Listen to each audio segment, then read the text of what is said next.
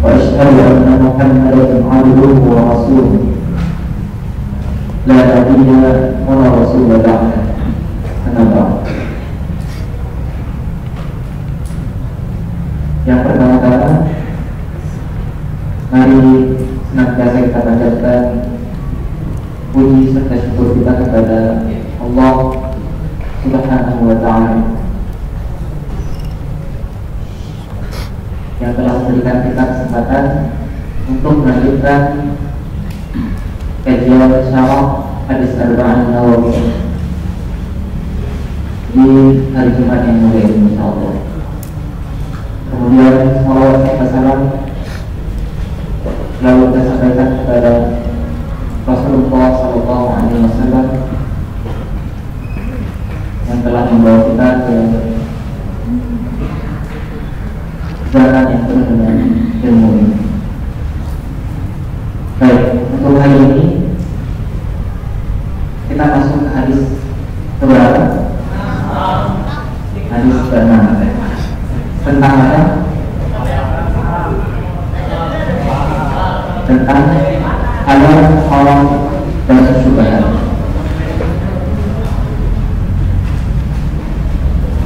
Baik, akan kami berburu. Rasanya lembut, rasanya kuat. Kalau kita bahas isinya, akan tapi kita tidak bahas sambal ataupun kulitnya. Bahkan yang pertama terlebih dahulu, hadis Arba'in Nawawi itu karyanya siapa? Imam An-Nawawi rahimahullah. Kita insyaallah hadis Arba'in Nawawi. Siapa yang insyaallah? Perhatikan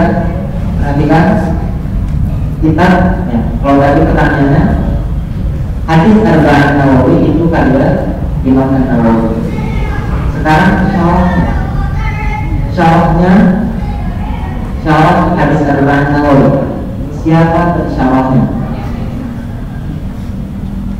Baik, ditulis ya. Yang insyaallah kita syarah hadis Arba'in Nawawi adalah Syekh Abdullah bin Husain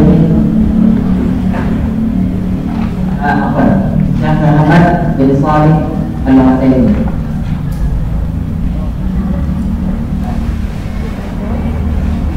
Syekh Muhammad bin Shalih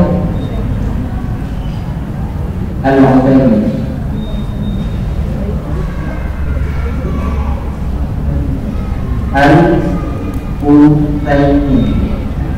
Al-Utsaimin.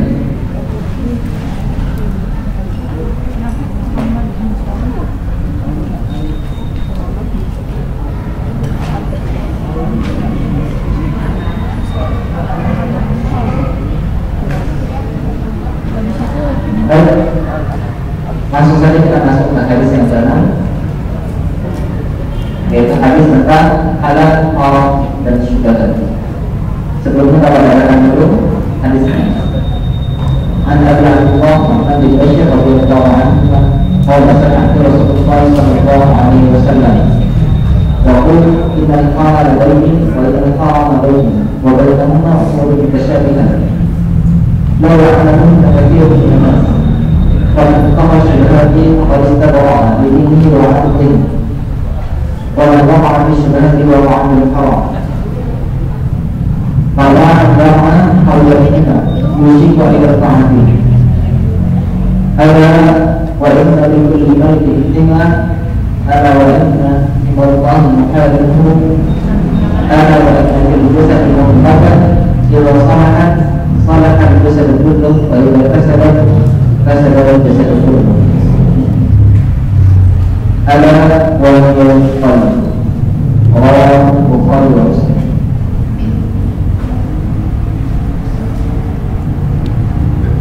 Diriwayatkan dari Abu Abdullah Muhammad bin Bashir radhiyallahu anhu.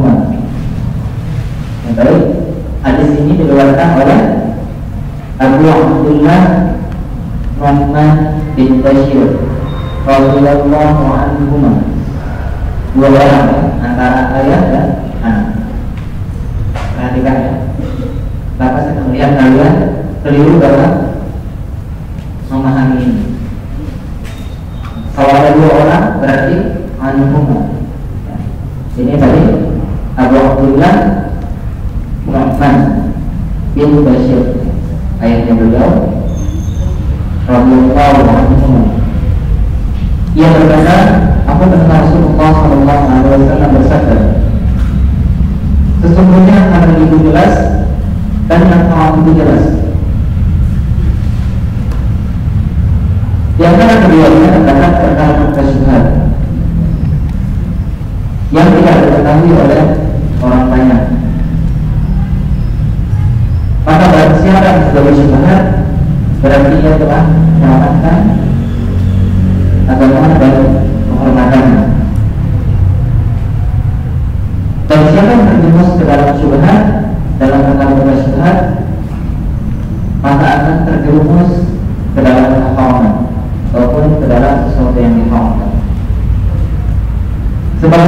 Sebagaimana penggembala kambing, penggembala hewan yang menggembalakan hewan penggembalaannya di sekitar ladang yang terlarang, di sekitar ladang yang terlarang untuk dimasuki, maka ladang kali dia akan memasukinya. Ketahuilah bahwa setiap raja memiliki larangan, dan larangan Allah adalah hal yang dia haramkan. Ketahuilah bahwa dalam tubuh ada segumpal daging. Jika ia baik, maka baiklah secara keseluruhan, maka baiklah semuanya. Dan jika ia buruk, maka buruklah semuanya. Ketahuilah sesuatu itu bernama qalbi, hati. Baik, rawahu Bukhari wa Muslim. Hadis ini diriwayatkan oleh Imam Bukhari dan Imam Muslim. Baik, kita masuk ke penjelasan hadis. Rasulullah berkata, innal halala bayyin wa innal harama bayyin. Sesungguhnya halal itu jelas dan yang haram itu jelas. Tiada bantahan dari keduanya. Yang halal pasti halal, yang haram pasti haram. 100% di antara keduanya. Baik, hadis ini terbagi kepada 3 bagian. Tadi halal, haram, dan syubhat. Baik, sebelum itu Bapak tanyakan terlebih dahulu, apa itu syubhat? Coba satu orang angkat tangannya, jawab, apa itu syubhat? Angkat tangan, berarti Kak, mau angkat tangan? Mau jawab? Berapa? Apa? Abu-abu. Ya, bisa sekarang seperti itu. Abu-abu sama-sama tidak jelas, gantung dan sebagainya, ya, kurang lebih seperti itu.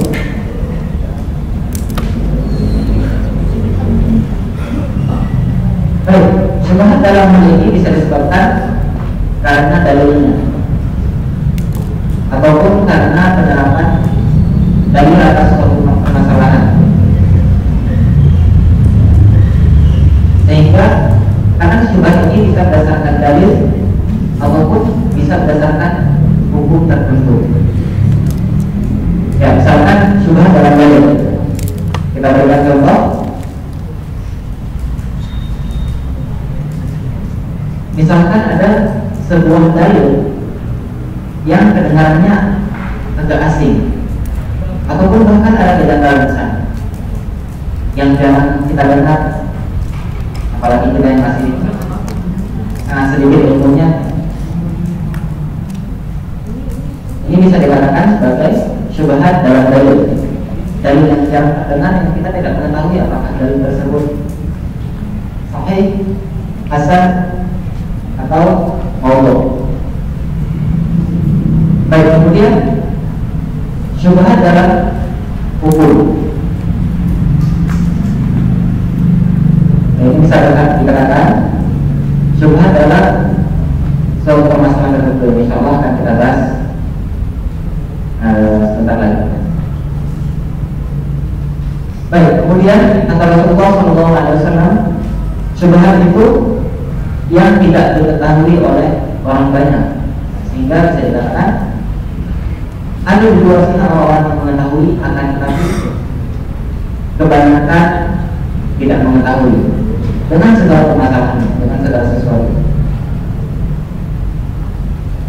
Kalau kita tahu syubhat itu, maka barang siapa yang menjaga dirinya dari dalam syubhat, yang maksudnya ini adalah menjauhi perkara syubhat, maka dia telah membebaskan agama antara dirinya dan Allah Subhanahu wa Ta'ala.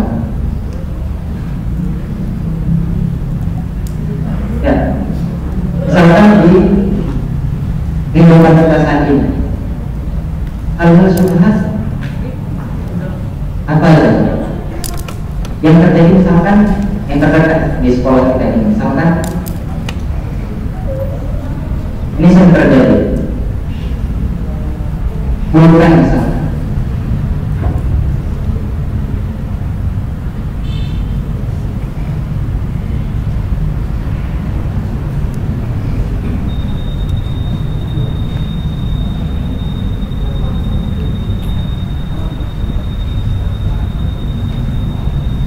misalkan kalian menemukan sebuah pulpen, apalagi pulpennya sama, dengan merek yang sama, warna yang sama, sehingga di antara kalian kehilangan sebuah pulpen. Pastinya sering di sekolah, di plastik, pulpen, pensil, dan sebagainya. Ini termasuk perkara syubhat bukan? Yang padahal jelas-jelas seseorang yang mengambilnya ini tidak yakin, dia mengaku bahwa pulpen tersebut merupakan miliknya. Nah, ini yang yakin bukan? Sesuai yang disabdakan oleh Rasulullah SAW, barang siapa mendekati syubhat, maka akan mendekati kepada kehauman.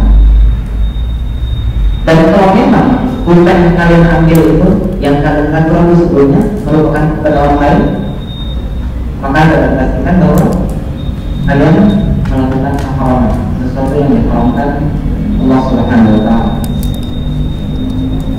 Walau bahwa syubhati wa ma'adil haram, yang tadi, dan siapa jatuh ke dalam perkara syubhat, maka ia jatuh dalam keharaman. Nah, dari sabda Rasul tersebut dapat disebutkan yang pertama, yaitu melakukan perkara syubhat itu hukumnya haram. Yang pertama, kemudian yang kedua, syubhat akan memicu pada hal-hal yang diharamkan. Bapak berikan contoh, ya, yang tadi disampaikan oleh Rasulullah tentang gembalaan hewan. Ya, tadi disebutkan di hadisnya di area ya, misalkan kalian memiliki sebuah area sampai dari sini, misalkan rumputnya sedikit, kurang hijau misalkan, sedikit dan kurang segar rumput-rumputnya, untuk dimakan oleh kambing-kambingnya kalian ataupun kambingnya si pengembala tersebut. Dan di luar dari hasil tersebut ada tanah milik orang lain, milik tetangganya misalkan, yang memiliki rumput yang lebih segar dan lebih banyak. Nah, ini hukumnya apa? Kalau seperti ini, boleh nggak si pengembala tadi membiarkan kambingnya untuk memakan rumput di perbatasan tadi? Boleh nggak? Boleh nggak? Tidak. Teorinya boleh, akan tetapi akan memicu kepada yang tidak boleh tadi ya. Akan memicu, ini halal tapi akan memicu pada keharaman. Karena kemungkinan besar kambing tersebut bisa jadi nanti akan pindah, akan mencari rumput-rumput yang lebih segar dan lebih banyak. Nah ini yang dijelaskan dari hadis tersebut ya.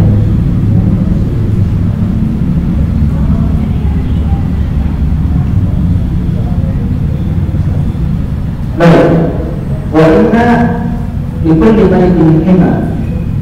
Sesungguhnya setiap daging itu memiliki pagar perbatasan, pagar terbatas. Nah, maksudnya ini adalah setiap raja itu memiliki pembatas. Ya. Nabi Shallallahu Alaihi Wasallam tidak bermaksud untuk menjelaskan hukum pembatas bagi seorang raja, apakah halal ataupun haram, karena sebagai pembatas itu adalah yang halal dan ada juga yang haram. Ya. Karena yang dimaksud pembatas dalam hadis ini adalah hanya sebatas untuk menjelaskan kenyataan yang ada di lapangan, bukan untuk menjelaskan perkara-perkara pada hukumnya. Ya, baik, pagar pembatas di hadis ini terbagi menjadi dua bagian.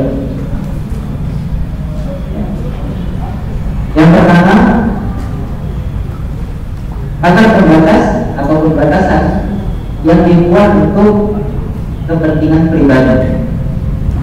Dan yang kedua, batasan yang dibuat untuk kepentingan kaum muslim. Kalau kita contoh misalkan,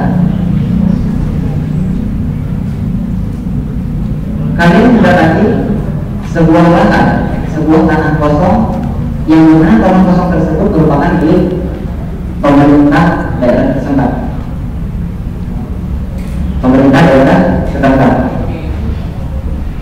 Tanah tersebut boleh digunakan jika, tanda kutip, boleh digunakan jika misalkan di sana dibuatkan sumur untuk kaum muslimin berwudu di sana, untuk kaum muslimin bersuci di sana, maka ini hukumnya boleh ya?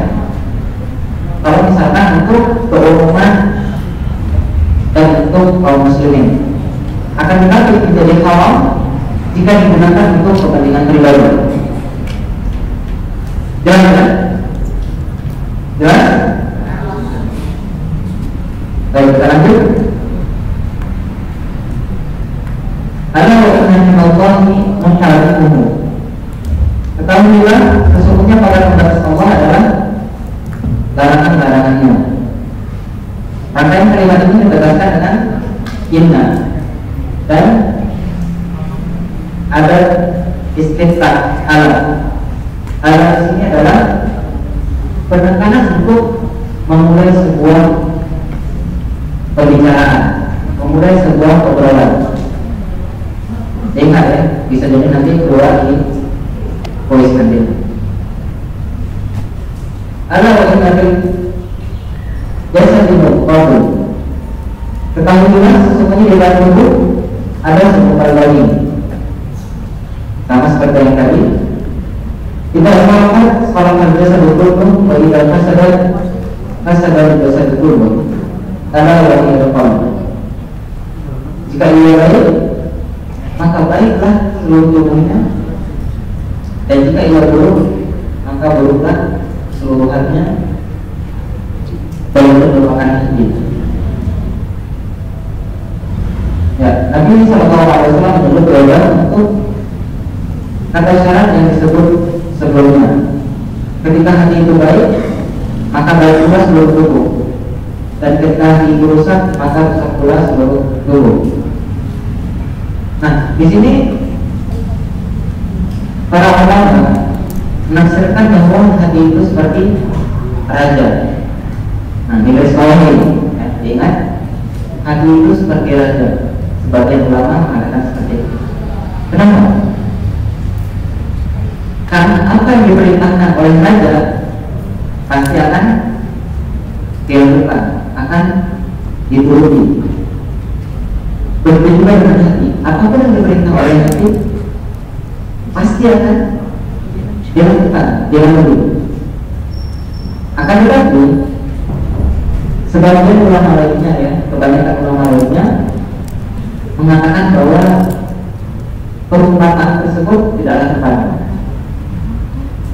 karena bisa jadi seorang pemimpin, seorang raja, presiden, misalkan sultan, ketua dan sebagainya, bisa saja memerintah sesuatu, akan tetapi dia tidak melakukan perkara tersebut.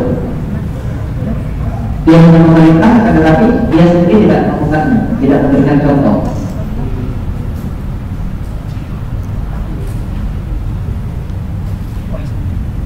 Baik, raja itu merupakan pemimpin, ya. Pemimpin itu merupakan cerminan dari rakyat. Pemimpin itu merupakan cerminan dari rakyat. Kalau rakyatnya buruk, maka pemimpinnya buruk, dan jika rakyatnya baik, maka pemimpinnya juga insya Allah akan baik. Baik, kita lanjutkan kepada intisari tadi. Baik, poin-poinnya dicatat. Yang pertama, yang sudah dicatat mungkin, segala sesuatu terbagi tiga: alam, awam, yang kedua sudah jelas, dan yang kedua syubhat. Kemudian yang kedua, syubhat dipicu oleh 4 faktor. Ditulis, syubhat dipicu oleh 4 faktor.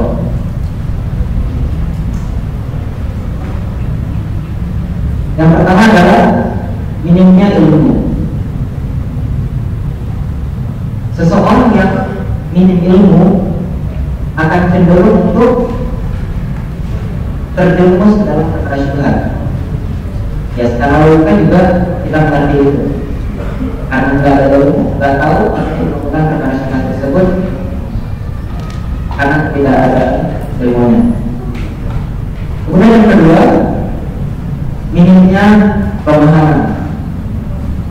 Nah, maksudnya di sini adalah lemah dalam memahami sebuah permasalahan. Ya, mungkin dia pernah terdengar tentang syarah hadis tersebut, misalnya dia pernah terdengar tentang nasihat dari perkara tersebut, akan tetapi dia sulit untuk memahaminya, sulit untuk dimasukkan ke hati dan otaknya. Ya, kemudian yang ketiga, lalai dalam mencermati. Nah, ini ada hubungannya dengan poin yang kedua tadi, lalai dalam mencermati. Nah, ini kurang lebih berhubungan dengan poin yang kedua tadi. Susah untuk sulit memahami, susah memahami. Dan kemudian yang keempat, yaitu ini merupakan faktor terbesar, niat yang tidak baik. Nah, ini misalkan seseorang yang memiliki hujah atau pikiran yang dia membela mati-matian pendapatnya tersebut dan menangkis pemikiran dari orang lain ataupun nasihat dari orang lain. Ya, 4 faktor ini. Maka ulangi, yang pertama minimnya ilmu, yang kedua minimnya pemahaman, yang ketiga lalai dalam pemahaman, dalam mencermati, dan yang keempat niat dia tidak baik. Baik, Bapak tekankan di sini, syubhat itu tidak berlaku untuk semua orang. Diambil dari poin yang keempat tadi, bahwa syubhat tidak berlaku untuk semua orang, karena tidak semua orang tidak mengetahui, dan juga semua orang juga mengetahui tidak seperti itu. Baik, kemudian intisari yang ketiga adalah hikmah Allah Azza wa Jalla menyebut perkara syubhat adalah agar jelas siapa saja yang benar-benar untuk ilmu dan siapa saja tidak bersungguh-sungguh dalam menuntut ilmu. Bisa tak?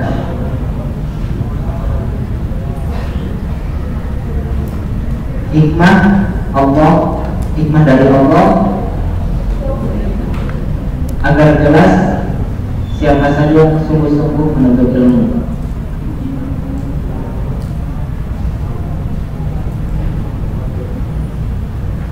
Apalagi lagi, hikmah dari Allah Azza wa Jalla agar jelas siapa saja yang benar-benar menuntut ilmu dan yang tidak serius dalam menuntut ilmu.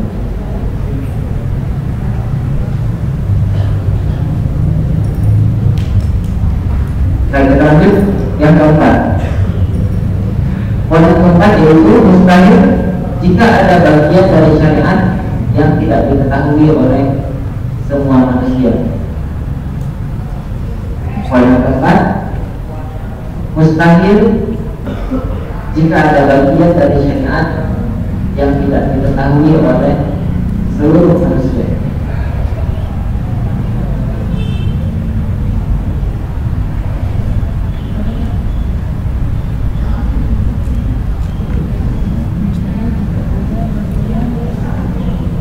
Baik, kemudian yang kelima, yaitu motivasi untuk menjauhi hal-hal syubhat.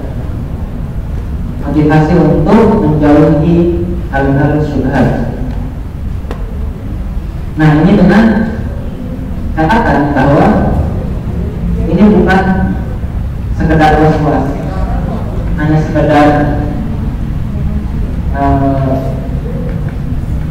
pemikiran yang lain gitu.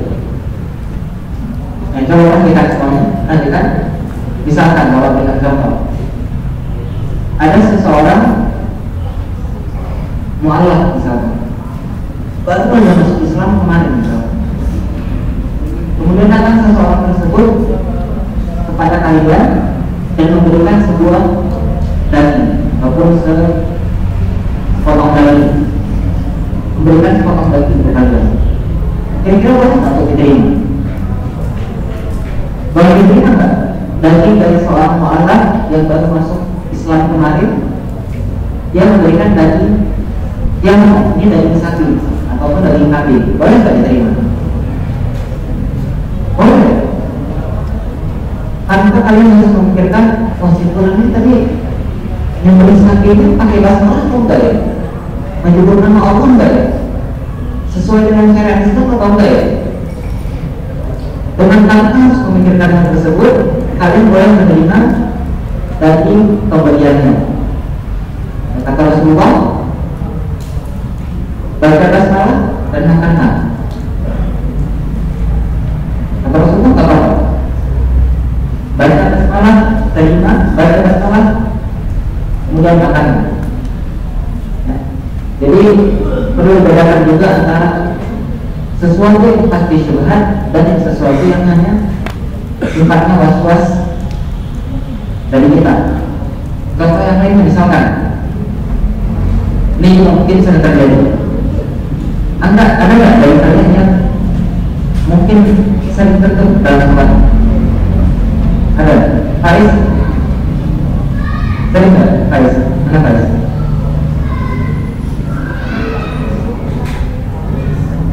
Baik, tertentu dalam sholat. Konteksnya sekarang adalah tertentu dalam sholat.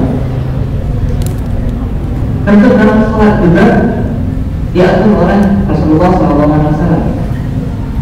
Tertentu itu bukan hanya sekadar kalau misalkan kalian lagi bolos, terus berasa kayak ada terus gitu di anunya ya, di atasnya, kemudian kalian batalkan sholat. Enggak, bukan kayak gitu.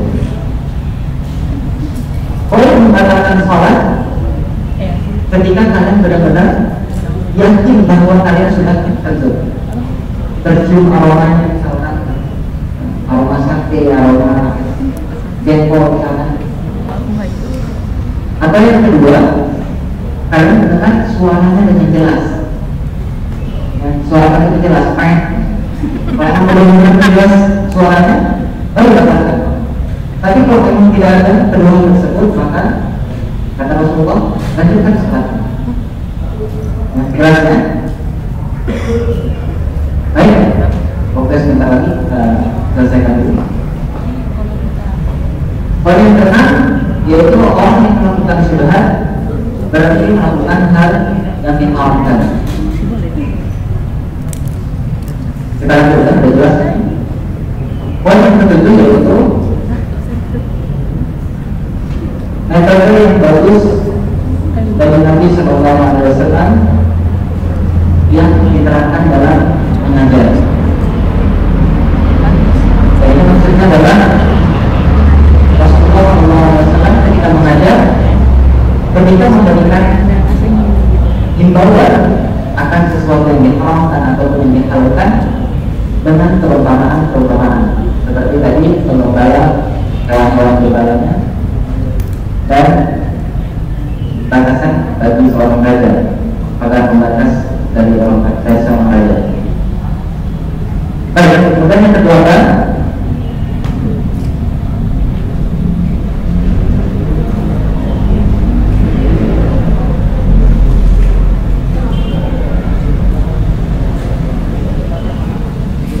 saat diperlukan rangkaian kata-kata,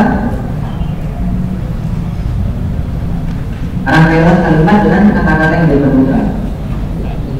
Sama seperti yang tadi, kurang lebih kalau perlu untuk penjelasan, ini bukan pemborosan kata ya, akan tetapi penekanan terhadap sesuatu agar lebih jelas kondisinya. Kemudian yang ke-9, standar baik dan buruknya manusia itu terletak pada hati. Ditulis, standar baik dan buruknya manusia itu terletak pada hati. Baik, kemudian yang ke-10, amalan hati harus mendapatkan lebih banyak perhatian dibanding amalan tubuh, amalan anggota badan.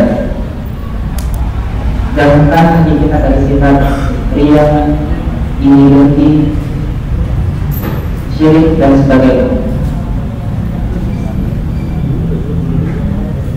Nah, kemudian berapa sekarang? 11. Baik, sampai baik. Baik, hadis ini menunjukkan untuk membantu para pendosa yang ketika dinasihati yang mengatakan bahwa niat itu di hati, yang mengatakan bahwa nggak penting ini, yang kalian lihat yang penting itu di hati. Contoh yang tersebar di masyarakat kita adalah misalkan seseorang yang tidak berhijab, dengan berlakunya seseorang tersebut mengatakan bahwa hijab itu tidak penting, yang penting itu di hatinya, yang penting hatinya baik, yang penting hatinya suci, maka tidak perlu berhijab. Bahkan sampai ada yang lebih parah lagi ya, yang katanya seorang alim, seorang utusan Allah yang dia tidak perlu sholat karena katanya hatinya sudah baik, dia tak perlu untuk melakukan ibadah. Dan ini jelas-jelas bertentangan dengan syariat kita. Rasulullah SAW meninggalkan apa di akhir hidupnya? Sakit apa? Demam tinggi. Dan beliau tetap melaksanakan sholat berjamaah.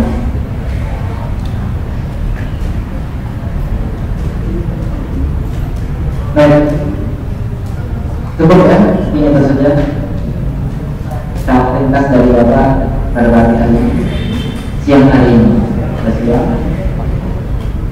Semoga bermanfaat dan bisa diharapkan masuk ke